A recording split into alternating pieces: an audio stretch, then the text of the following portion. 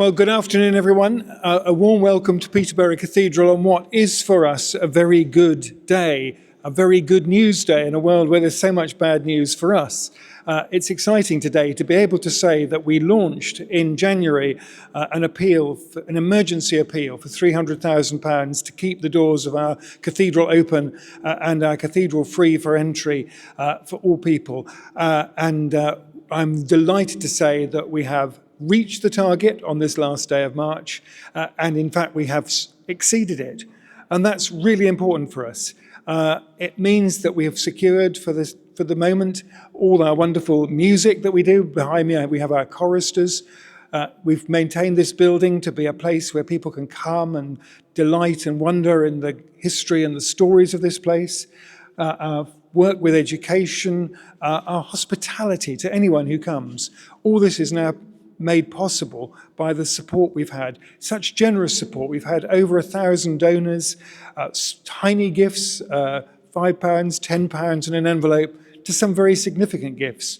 And one really significant gift is the one that's come in quite at the last minute, which has taken us through our target and beyond. So I'm enormously grateful to all those people who've supported us.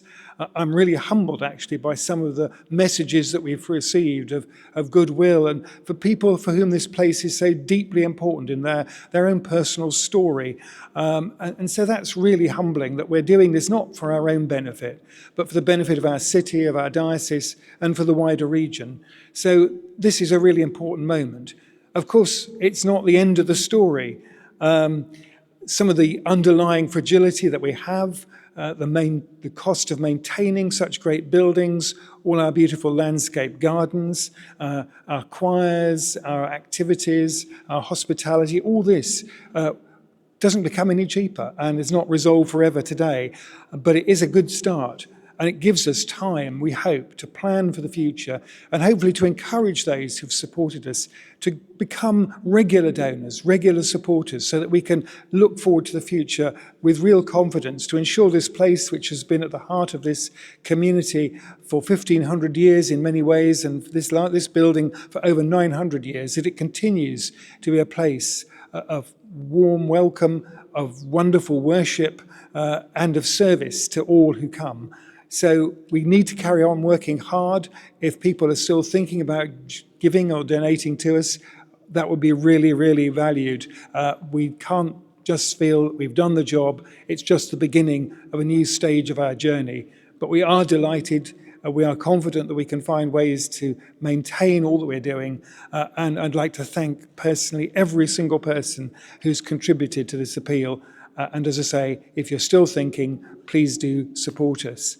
I think that's all I need to say at the moment. I'd like to invite Dennis Jones, the leader of the council, to come and say a few words to us as well on behalf of the city. Thank you very much, Chris. You have a knack of taking all the words that everybody else was going to say and using them so wisely. I think the major thing is that I'd like to express the way that you have the honesty, the humility, and when it's needed, the humour that we need in situations like this. We're coming up for the Grand National.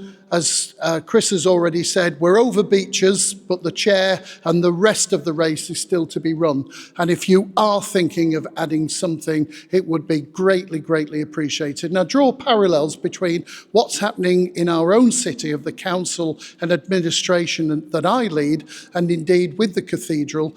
And there is such a symbiotic relationship, not only with the council, the cathedral, but also the city. It's been the beating heart, as Chris has eloquently said, for over 900 years. And the fact that we're here, it should still be a place of community, a place of love. And with all the ills that are happening in the world, the disaster that's happening in Myanmar, you know, this is somewhere where people can still reflect on their own thoughts and what they want to see, not only in the world, but in this city of ours. And I'm absolutely delighted that we've reached that donation, but the job isn't over and we still need to continue. Thank you to everybody who's donated, and thank you to those who are still thinking about it, and more to the point, visit this wonderful place and share in the history of our wonderful city. Thank you. Can I now bring on Pep Cipriano, please, who's the CEO of our Peterborough Positive. Pep. Thank you.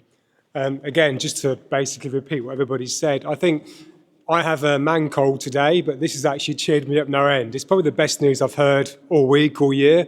It's one of these momentous occasions which you'll never forget, the fact that this building's done so much for us for so many years, hundreds of years, and now we can give it back and we can be here for hopefully another 900 years to enjoy it. So I think this probably is the most important thing that's happened in modern Peterborough for a long, long time. So just so pleased it's still here, so pleased we can enjoy it, so taken back really and blown away by the amount of people that have actually donated, whether it's £1, £500, £1,000 or more. So fantastic news. You can see I'm quite taken back by it. So let's continue for another 900 years. A little round of applause for our choristers. Very good poker faces. Yeah, thank you, Chris. Thank you, Chris.